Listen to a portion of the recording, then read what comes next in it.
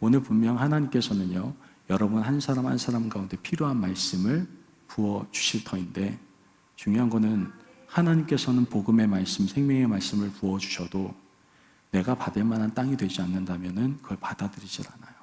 간절히 바라기는 우리가 앞서 기도했던 것처럼 성령께서 여러분의 마음을 귀경해 주셔가지고 여러분들의 말씀의 능력의 삶이, 또한 말씀의 은혜의 삶이 저는 회복되시기를 주님의 이름으로 축복합니다. 아멘. 예전부터 교회 다니는 사람이든지 교회 다니지 않는 사람들이든지 이런 얘기를 참 많이 합니다. 어떤 얘기를 하냐면은, 야, 교회는 많은데 다닐 만한 교회가 많지 않아. 이런 말들을 많이 해요. 여러분 들어보셨죠? 아, 교회는 정말 많아요. 지금 달라스 지역에도 교회 숫자가요, 한인교회만 200개가 넘습니다. 어마어마하죠. 한인 DFW 안쪽에만요 200개가 넘습니다. 저희 집을 갈 때 제가 조슈레인을 타고 올라가거든요. 미국 교회 안에 한국 교회 하나씩 다 들어가 있어요. 거의 그 정도로 교회가 많습니다. 교회가 그렇게 많은데도 불구하고 사람들은 교회다운 교회를 가볼 수가 없다고 그러면서 갈등하는 모습들을 보인다라는 것이죠. 이러한 상황 속에서 교회다운 교회, 진정한 교회를 거론할 때 등장하는 교회가 있는데 그 교회가 바로 초대교회입니다. 그래서 부흥회나 영성집회 때 주제로 보통 사용하는 게 뭡니까? 초대교회로 돌아가자, 초대교회의 모습을 회복하자, 이런 주제로 많은 영성집회와 세미나와 부흥회가 진행되는 것을 보게 되죠.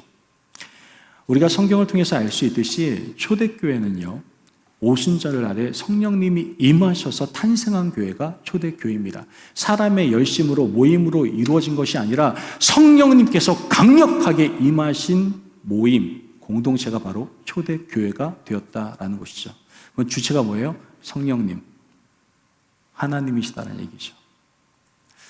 초대 예루살렘 교회는 이 땅에 처음 설립된, 어떻게 보면 이 땅 가운데 있는 모든 교회의 어머니 교회가 아닌가. 당연하죠. 어머니 교회일 수밖에 없겠죠. 어머니 교회다라고 생각합니다. 그렇기 때문에 이 땅의 모든 교회의 모범이 될 수 있고, 또 균형과 조화가 잘 이루어진 이상적인 교회가 바로 이 초대교회다라고 우리는 생각해 볼 수 있습니다. 더 나아가 이 초대교회는요, 불신자들에게, 믿는 사람뿐만 아니라 불신자들에게도 기독교에 큰 감화를 주었다라는 것을 알 수 있어요. 좀 더 풀어 말씀드리면, 복음을 통해서 믿지 않는 사람들의 생각과 행동에 변화를 주는 그런 놀라운 역사가 성경 곳곳을 보면 참 많이 일어나고 있다는 것이죠. 초대교회에 대해서는 성경에서는 여러 모습으로 증거를 하고 있는데요. 오늘 이 본문이 대표적인 초대교회의 모습을 보여주는 본문입니다. 사도행전 2장 43절 말씀을 같이 한번 볼까요? 43절 말씀 시작. 사람마다 두려워하는데 사도들로 말미암아 기사와 표적이 많이 나타나니, 이게 초대교회였습니다. 또한 47절 말씀을 보면 하나님을 찬미하며 또 온 백성에게 칭송을 받으니 주께서 구원받는 사람을 날마다 더하게 하시니라. 믿으십니까? 아멘. 이게 초대교회의 모습이었어요. 요즘 초대교회의 모습과 달리 교회들 욕 엄청 먹잖아요. 그죠? 그런데 초대교회는 그런 교회가 아니었습니다. 온 백성에게 칭송을 받았던, 경외심을 일으켰던 그러한 곳, 그러한 교회가 초대교회였습니다. 더 재미난 건 뭐냐면 43절 말씀을 보면 사람마다 교회를 두려워했다라고 얘기를 합니다. 아니, 왜 교회를 두려워하는 겁니까? 교회를 보면 은혜로 와야지 왜 사람들이 교회를 두려워했을까요? 사람들이 초대교회 성도들을 모두 두려워했습니다. 그런데 이 두려움은 어떤 두려움입니까? 바로 영적인 두려움이에요. 이 두려움에 대한 대상을 나타내는 헬라어 원어를 보면 영혼이란 뜻이에요. 사람이 영혼이란 뜻이에요. 즉 영혼, 모든 사람의 영혼이 두려웠다라고 표현하는 것이 더 정확한 의미다라는 것이죠. 외부적인 힘에 대한 무서움이 아닙니다. 어떤 권력과 폭력에 의해서 두려움을 갖는 것이 아니라 지금 믿지 않는 불신자들이, 모든 사람들이 뭐에 대한 두려움을 갖고 있는 거예요? 하나님에 대한 두려움을 갖고 있는 겁니다. 어둠이 빛이 비치네? 그 빛 때문에 두려워하게 되는 것. 그것을 지금 보여주고 있는 겁니다. 초대교회는 이러한 모습을 보여준 거예요. 빛의 모습을 보여준 겁니다. 어두운 세상 가운데 벌벌 떨게 만든 겁니다. 하나님의 하나님 되심을 나타내며 하나님의 임재를 보여줬던 그곳이 바로 초대교회였습니다. 저는 간절히 바랍니다. 우리 교회가 이런 빛인 교회가 됐으면 좋겠습니다. 어둠에 휩쓸려가지고 같이 어두워지는 것이 아니라 어둠 가운데 빛을 밝힐 수 있는 진리의 빛을 발하는, 더 나아가 하나님의 임재를 그대로 나타낼 수 있는 그러한 교회가 우리 임마누엘 교회가 되야 될 줄을 믿습니다. 아멘. 전 그래서 교회 욕하는 사람 너무 싫어요. 죄송해요. 저 싫어하는 사람 별로 없는데 교회 욕하는 사람 진짜 싫어요. 교회 너무나 우습게 보는 것 같아요. 그런데 한편으로는 교회가 얼마나 우스워 보였으면 그랬을까, 그런 생각도 합니다. 그래서 예배에 목숨 거는 겁니다. 저희 교회 예배에 목숨을 걸고 다음 세대에 목숨 걸려고 하는 이유가 그겁니다. 세상 사람들 두려워하게 하고 싶어서. 아, 여기 하나님의 교회가 맞구나. 하나님의 임재가 가득하구나. 예배 가운데 성령이 역사하는 교회. 전 그걸 나타내고 싶어요. 제가 나타나는 건 아니고요. 성령께서 나타내주셨으면 좋겠어요. 그래서 모든 사람들이 정말 교회를 경외할 수 있는, 주님을 경외할 수 있는 놀라운 역사가 임하기를 간절히 바랍니다. 여러분, 이처럼 기독교 역사상 최초의 교회인 초대교회는 사람들이 두려워하는 교회였어요. 우리 좀 각오 좀 가집시다. 사람들이 우습게 보는 교회가 아니라 정말 모든 사람들이 두려워하는 교회로 우리가 한번 세워봅시다. 주님께 의지하면서. 여기서 두렵다라는 것은 경외함을 얘기하는 겁니다. 여러분, 초대교회는 세상이 하나님께 경외심, 세상 사람들이 하나님께 경외심을 갖게 했고 칭송을 듣게 했으며 구원받는 사람이 날마다 더하게 하던 교회가 바로 이 초대교회였습니다. 앞서 말씀드린 바와 같이 저희 교회가 이런 초대교회가 됐으면 좋겠습니다. 초대교회는 말 그대로 초대교회 시대에만 있었던 거죠? 아니에요. 성령의 역사가 제한됩니까? 하나님의 능력이 제한입니까? 아니에요. 그때의 초대교회 역사는 지금도 동일하게 이루어지고 있습니다. 저희 교회 역사를 보면은 다 경험하신 분들 계시잖아요. 저희 교회는요, 죽었던 사람도 살아나고요. 교회 이전 과정 가운데서 하나님께서 어떻게 역사하셨는지 보신 분들도 계시잖아요. 그런 분들은 믿음으로 고백합니다. 우리 교회가 어떻게 세워졌는지. 저는 우리 교회 마음껏 자랑합니다. 왜요? 제 자랑이 아니기 때문에 저는 확실하게 자랑합니다. 하나님이 하셨거든요. 여러분, 정말 우리 교회가 이렇게 초대교회를 본받아서 모든 사람들이 다 우리 교회를 경외하고요. 우리 교회뿐만 아니라 모든 교회가 경외함을 받았으면 좋겠지만 특별히 우린 지금 임마누엘 교회를 섬기고 있으니까 우리 교회를 경외하고 또 찬양하며 날마다 구원받는 사람들이 더해지는 교회, 그러한 교회가 우리 교회 되기를 축복합니다. 아멘. 교회는 초대교회와 같은 놀라운 능력을 나타내야 하며 이 땅 가운데 그 사명을 위임받았습니다. 그렇게 능력을 바라면서 교회는 사명을 감당해야 됩니다. 그런데 지금 오늘날 교회는 어떻습니까? 어떤 것 같아요? 상태 괜찮습니까? 목사님, 제가 요즘 교회가 어떻게 돌아가는지 잘 모르겠어가지고 제가 정확히 얘기를 못하겠는데요. 그러면 교회인 여러분들 한번 돌아보십시오. 여러분 상태 괜찮습니까? 여러분의 상태가 지금 교회의 상태인 거예요. 그죠? 멀리 볼 필요가 없어요. 내 상태가 교회의 상태입니다. 2017년 이전부터 완전히 무너진 나라가 있습니다. 기독교 문화. 그게 바로 유럽 시장이에요. 유럽. 이 유럽 지역이 완전히 기독교가 몰락하고 쇠퇴하게 됐는데요. 잠깐 한번 사진 보여드릴게요. 지금 보면 이게 어디냐? 유럽이에요. 교회 보십시오. 너무 화려합니다.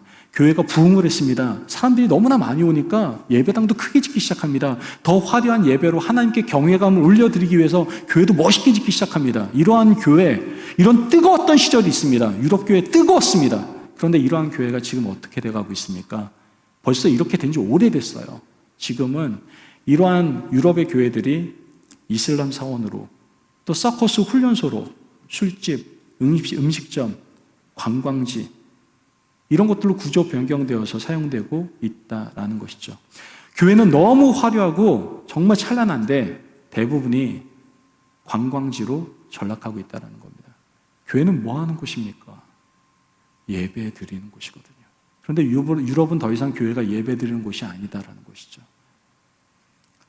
이처럼 능력을 나타내는 교회가 점점 그 능력을 잃어가고 쇠퇴하며 몰락해 가는 이유가 도대체 무엇일까요? 다른 게 아닙니다. 교회로서 본질을 상실했기 때문에 그렇습니다. 여러분들의 신앙이 무너지고 있습니까? 기본부터 들어가세요. 본질을 회복하세요. 그게 가장 중요한 겁니다. 그러지 않으면요, 상실되고 다 무너지는 겁니다. 그냥 작은 바람만 불어도 휘청휘청 되는 겁니다. 어쩔 수 없어요. 오늘날 이렇게 교회가 본질이 상실된 모습을 보면서 가장 훌륭하고 이상적인 교회로 칭찬받았던 초대교회를 통해서 한번 우리 교회의 모습을 점검해 보고자 합니다. 앞으로 한 세네 번에 걸쳐서 여러분들과 함께 이 초대교회를 통해서 본질을 한번 돌아보려고 그래요.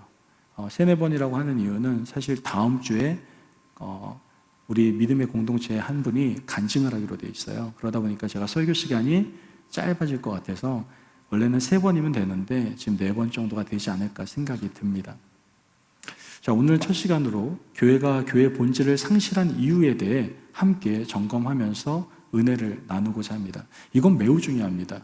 왜냐하면 우리가 어떤 병이든 어떤 증상을 알기 위해서는요, 먼저 점검이 필요해요.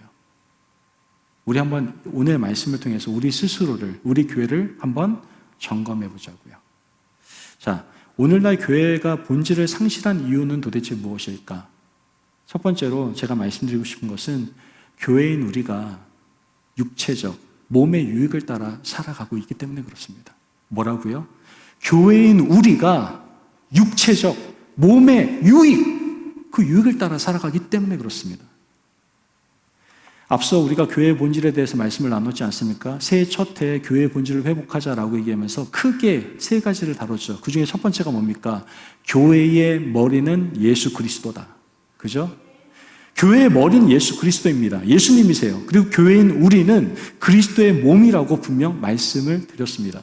그렇다면 당연히 우리는 그리스도의 몸이기 때문에 그 그리스도의 몸의 유익을 위해서 하나님을 기쁘시게 하는 삶, 즉 영혼의 유익을 위한 삶을 우리는 살아갈 수 있어야 된다는 거예요. 하나님 외부적인 거에 관심 없습니다. 우리 영혼에 관심이 있으세요. 우리 영혼에. 우리가 잘 되는 것, 잘 못 되는 것, 그게 중요한 게 아니에요. 하나님이 보시는 건요, 우리의 환경과 상황이 아니라 우리의 영혼을 보신다니까요.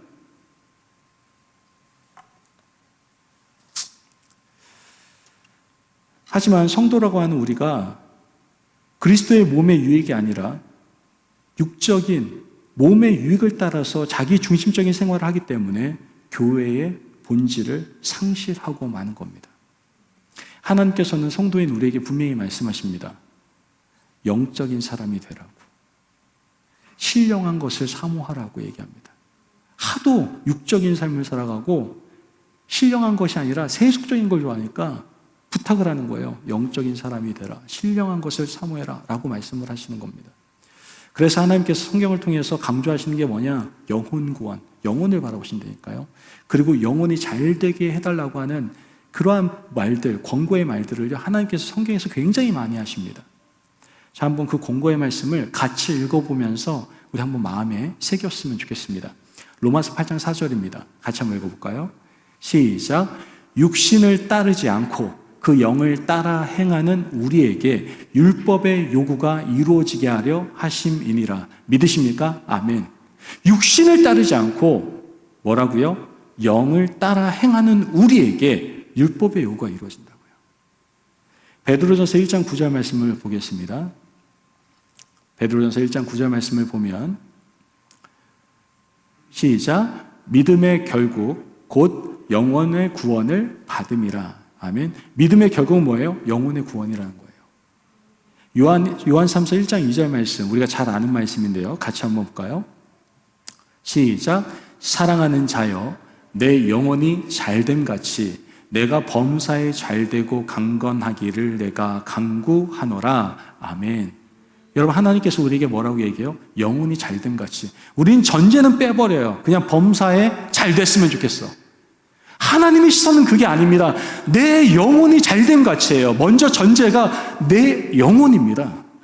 내 영혼. 베드로전서 2장 2절 말씀에 뭐라고 얘기합니까? 베드로전서 2장 2절의 말씀입니다. 같이 읽어볼까요? 시작. 갓난 아기들 같이 순전하고 신령한 젖을 사모하라. 이는 그로 말미암아 너희로 구원에 이르도록 자라게 하려 함이라. 아멘.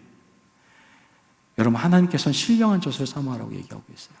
하나님께서 이러한 말씀을 통해서 우리 성도는 육신, 즉 몸의 유익을 먼저 앞세우지 말고 영혼이 잘 되고 강건하도록 최선을 다해야 된다라고 말씀해주고 있는 겁니다.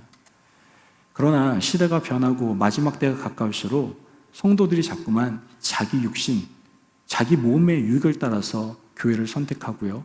하나님의 중심이 아니라 사람 중심으로, 타인 중심이 아니라 자기 중심으로, 또한 영혼의 안식이 아니라 육체적 쾌락이 중심이 되어서 경건, 즉 신앙생활을 육신, 몸의 유익을 얻는 도구로 사용하고 있다는 것이죠.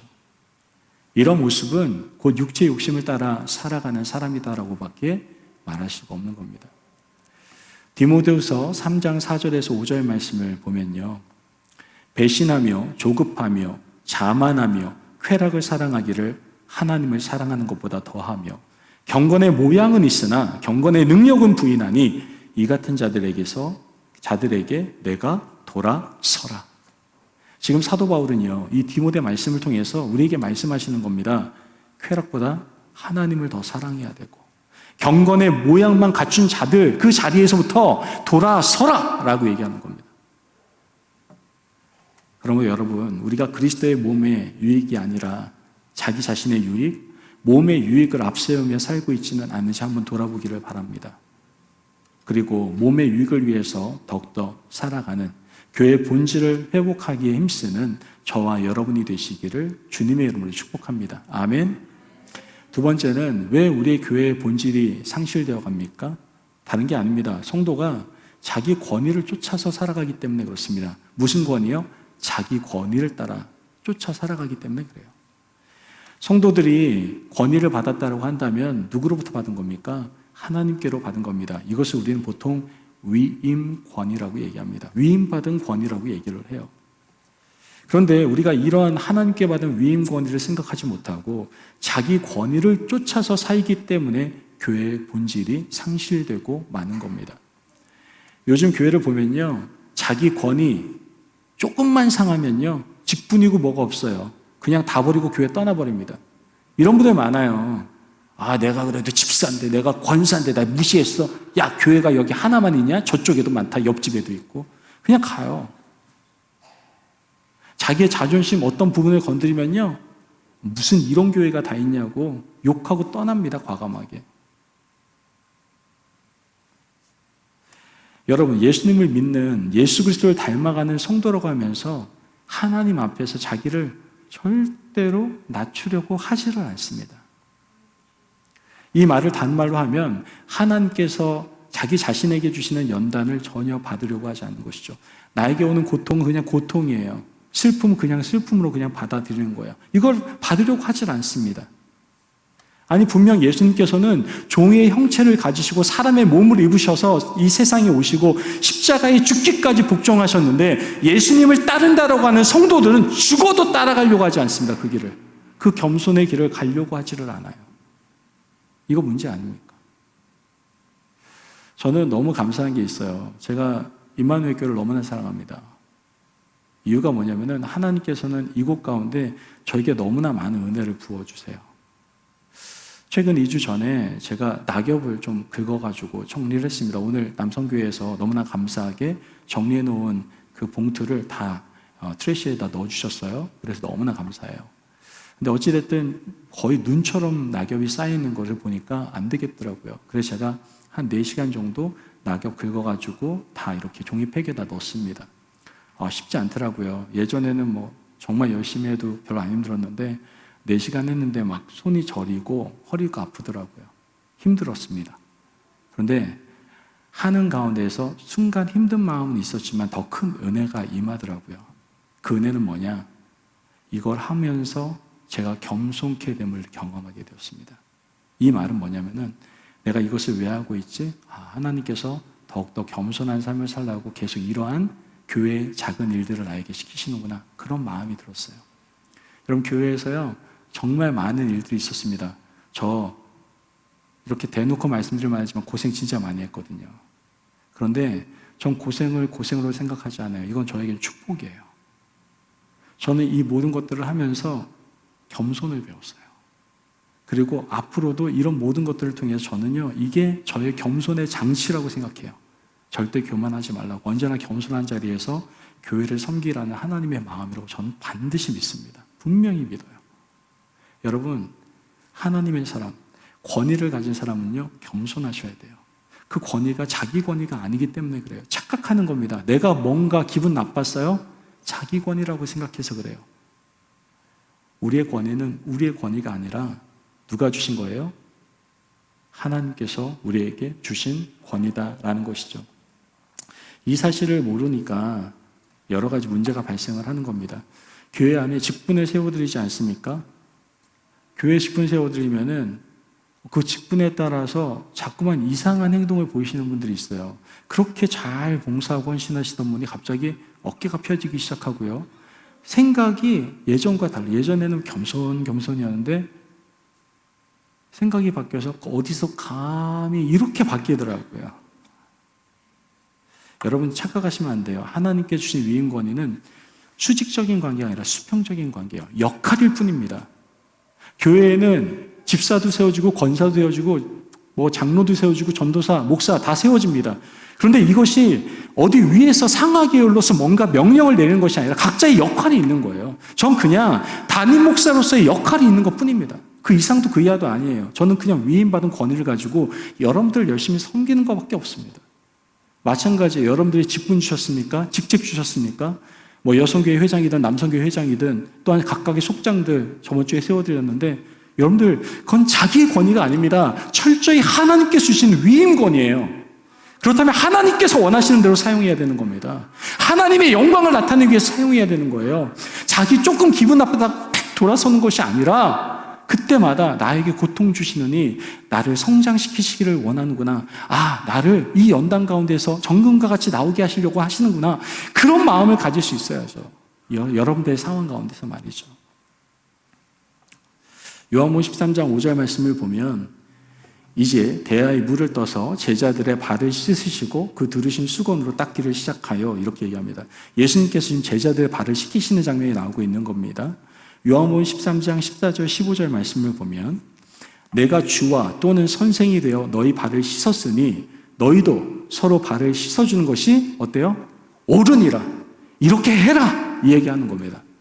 내가 너희에게 행한 것 같이 너희도 행하게 하려 본을 보였노라. 여러분들에게 왜 위임 권위를 세우셨는지 아시겠습니까? 바른 거 하라고 세운 겁니다. 예수님의 겸손의 모습을 보여주라고 한 겁니다. 더 섬기고 더 순종하고 더 헌신하고 더 봉사하라고 여러분에게 주신 겁니다. 괜히 주신 게 아니에요. 여러분들 권위 내세우라고 드린 게 아니라고요. 여러분 우리는 겸손을 배워야 됩니다. 하나님께서는 이 위임 권위를 무시한 채 자기 권위를 쫓아서 사는 사람을 결코 축복하시지 않습니다. 하나님께서는 교만한 자를 물리치시고 겸손한 자에게 은혜를 부어주시겠다고 분명히 말씀하세요. 야고보서 4장 6절 말씀을 보면 그러나 더욱 큰 은혜를 주시나니 그러므로 일렀으되 하나님이 교만한 자를 물리치시고 겸손한 자에게 은혜를 주신다 하였느니라. 아멘. 여러분 하나님께서 뭐라고 얘기하세요? 겸손한 자에게 큰 은혜를 주신다고요. 전 그래서 직분 맡으신 분들은 축복이라고 생각해요. 왜요? 위임받은 권위는 따라오는 게 있어요. 뭐예요? 겸손이에요. 그러면 여러분은 이미 축복받은 사람이다라는 얘기예요. 직분 우습게 생각하지 마세요. 그게 바로 축복의 통로입니다. 내가 하고 싶어서 하는 거 아니에요? 이게 착각이에요. 하나님께서 허락하시는 거라니까요. 많은 목사님들이 이런 말을 가끔 하세요. 직분 받기 전에는 정말 열심히 일했는데 교회에서 직분만 받으면은 일은 안 하고 권위만 내세우는 사람들이 있대요. 그래서 정말 이거 죄송한 얘기인데 장로님들 잘 안 세운대잖아요, 교회들이. 왜요? 권사님 때까지는 열심히 했는데 장로님 되고 난 다음에 일을 안 한대요. 어깨만 이렇게 쫙 펴시고 사람들이 막 뭐 하는 거야? 이런 거 하고 지적하고 막 이런대요. 여러분 예수님의 제자의 직분은 결코 권위가 아닙니다. 자기 권위가 아니에요. 마찬가지로 교회 직분은 다른 게 아니라 순종이고 헌신이고 봉사하는 겁니다. 그러므로 우리 자기 권위를 내세우고 있다고 한다면 빨리 내려놓으시고요. 이제는 초대교회처럼 환난이 오든 능욕이 오든 결박이 오든 심지어 죽음까지 오더라도 언제나 위임 권위 받은 자로서 충성하실 수 있는 겸손하실 수 있는 저와 여러분이 되시길 주님의 이름으로 축복합니다. 아멘. 마지막으로 왜 이런 교회 본질이 상실되는 겁니까? 마음대로 하니까 그래요. 자기 마음대로 하니까. 조금 더 비속어를 사용하면 지멋대로 하니까 그런 거예요. 자기 맛대로. 여러분, 교회 본질이 상실하는 이유는 바로 성도들이 자기 마음대로 살기 때문에 그렇습니다. 자기 편한 대로. 베드로후서 1장 20절 말씀을 보면 먼저 알 것은 성경의 모든 예언은 사사로이 풀 것이 아니니 라고 얘기합니다. 분명히 성경을 사사로이 풀지 말라고 하였는데 많은 사람이 성경을 어떤 해석합니까? 자기 중심적으로 해석을 한다라는 것이죠. 해석만 하면 모르겠는데 그 해석한 대로 믿고 살아간다라는 거예요. 그게 바로 지금 시대입니다. 그러다 보니 신앙 행동도 자기 중심적이고 자기 마음대로 합니다. 성령의 인도함을 받지도 않고 자기 마음대로 해석하고 그것에 맞는 생활을 하고 있는 겁니다. 자기 생각할 때 맞으면 좋고 자신이 편리하면 되는 것이고 자기가 주장하면 법이 되어버리는 거예요. 그래서 설교를 들을 때에도 자기가 듣는 것만 듣습니다. 듣기 좋은 거. 축복할 때 할렐루야, 아멘. 조금 저주의 말이 나오면, 저주까지는 아니더라면 심판의 말, 좀 경고의 말이 나오면은 아휴, 목사님 왜 하필 저런 얘기를 하고 그래. 주일날 거룩한 주일인데. 여러분, 저는 여러분에게 자신 있게 얘기할 수 있는 게 있어요. 말씀을 들었을 때 좋은 말 들으면서 은혜로운 것도 좋습니다만 말씀은 원래 찔려야 되는 거예요. 나에게 찔림이 있어야 되는 거예요. 그게 좋은 말씀이에요. 나에게 아픔을 주는 것이 좋은 말씀입니다. 만약에 그런 것이 전혀 느껴지지 않는다면 여러분 지금 내 영혼이 심각성을 가지고 있다는 것을 생각해 볼 필요가 있어요. 여러분, 아픔을 느낄 수 있다는 건요, 사람으로 치면 살아있다는 증거입니다. 살아있지 않은 사람은 고통을 느끼지 않아요. 여러분이 영적으로 살아있다면 말씀이 이렇게 하나님의 말씀이 여러분들에게 선포될 때 찔림이 있잖아요. 막 아파야 돼요. 내가 저렇게 살지 못했는데 내가 열심히 살아야 되겠다. 내가 이거 회개하지 못했는데 내가 회개해야 되겠다. 이런 찔림이 있어야 됩니다. 성경은 그러한 역할을 한다라고 분명히 성경에 적혀 있어요. 제발 자기 생각대로 성경을 해석하고 편리대로 이용하지 마십시오. 잠언 14장 12절 말씀을 보면 뭐라고 얘기합니까? 어떤 길은 사람이 보기에 바르나 필경은 사망의 길이니라. 사람이 보기에 좋아 보여요. 듣기 좋아요. 저도 좋은 설교 많이 할 수 있습니다. 생긴 게 좀 이렇게 우락부락하기 때문에 사실은 이렇게 경고의 말 하면 별로 안 좋아요. 저도 막 이렇게 축복합니다. 이런 거 많이 해야 되거든요. 저도 사실은. 그래야 제 이미지 개선도 되고 좀 그런데 맨날 이렇게 얼굴도 우락부락하게 생겼는데 자꾸만 막 경고하고 막 소리 지르니까 우리 목사님은 승질 있어 뭐 이런 말하고 그러시잖아요. 승질 있는 게 아니라 안타까워서 그래요. 안타까워서. 말씀 전하면서 안타까워서. 눈물 나게 안타까워서 그래요. 말씀 보면서 찢어짐이 있어야죠. 어떻게 말씀을 듣는데 찢어짐이 없습니까? 매일 묵상하면서 그 말씀이 나에게 다가오면 은혜가 돼야죠. 묵상하면서. 그냥 묵상하면서 좋았더라. 이게 뭡니까? 말씀은 생명인데. 근데 그걸 받아들이는 것도 마찬가지로 정말 말씀을 잘 받아들이는데 정말 자기가 원하는 대로만 받아들인다라는 거예요. 자기 해석에 따라. 잠언 12장 15절 뭐라고 얘기합니까? 미련한 자는 자기 행위를 바른 줄로 여기나 지혜로운 자는 권고를 듣느니라. 말씀 제대로 알아야 돼요. 그러니까 여러분 말씀 해석이 안 되면 여러분들보다 신앙의 선배들 있잖아요. 물어보세요. 저는 여러분들 만나는 거 꺼리기지 않아요. 언제든 저한테 물어보러 오세요. 저도 기도하고 여러분들에게 알려드릴 거 아니에요. 여러분, 성도란 자기 마음대로 해석하고 자기 마음대로 사는 사람이 아닙니다. 성도란 성경에서 말하고 있는 거예요. 뭐라고 얘기하느냐? 하나님의 신의 성품에 참여하는 사람이 성도다라고 얘기하고 있어요. 누구의 성품이요? 하나님의 성품에 참여하는 사람. 자기 마음대로 자기 멋대로 살아가는 사람이 아니라 하나님의 성품에 참여하는 사람이라고 얘기하고 있다고요. 신의 성품에 참여한 사람은 어떻게 알 수 있을까요? 그 사람이 살아가는 나타내 보이는 삶을 통해서 알 수 있습니다. 베드로후서 1장 4절에 7절 말씀을 같이 한번 보도록 하겠습니다. 제가 읽어드릴게요. 이로써 그 보배롭고 지극히 큰 약속을 우리에게 주사 이 약속으로 말미암아 너희가 정욕 때문에 세상에서 썩어질 것을 피하여 신성한 성품에 참여하는 자가 되게 하려 하셨느니라. 그러므로 너희가 더욱 힘써 너희 믿음의 덕의 지식의 절제를, 절제의 인내를, 인내의 경건의 형제 우애에 사랑을 더하라. 이게 바로 신의 성품에 참여한 사람들의 나타나는 열매들입니다. 덕, 지식, 절제, 인내, 경건, 형제 우애, 여기에 뭐를 더해야 된다고요? 사랑을 더해야 된다고요. 여러분, 우리가 교회 본질을 상실하지 않기 위해서는요, 교회인 성도가 자기 중심대로 살지 않고 오직 하나님의 생명의 법인 말씀의 법과 성령의 법을 따라서 하나님의 성품에 참여하는 삶을 살아갈 때에 우리는 교회의 본질을 회복하여 정말 아름다운, 건강한, 또한 이상적인 교회를 세워나갈 수가 있게 되는 겁니다. 여러분, 지금의 교회에도 초대교회와 같은 놀라운 능력이 나타나야 될 줄을 믿습니다. 아멘. 1부 때에도 이러든지 2부 때에도 1부 때에도 이랬는데 2부 때에도 이러네요.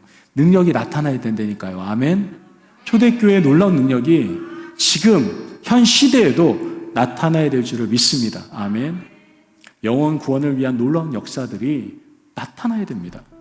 그런데 왜 오늘날 교회가 지역사회와 열방 가운데 능력을 전혀 나타내지 못하고 있을까요?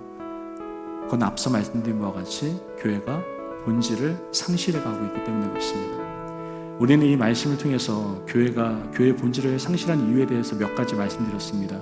첫째가 뭐라고요? 성도가 자기 몸의 유익을 따라 살아가기 때문에 그렇습니다. 자기의 유익이 아니라 그리스도의 몸의 유익에 따른 삶을 살아갑시다.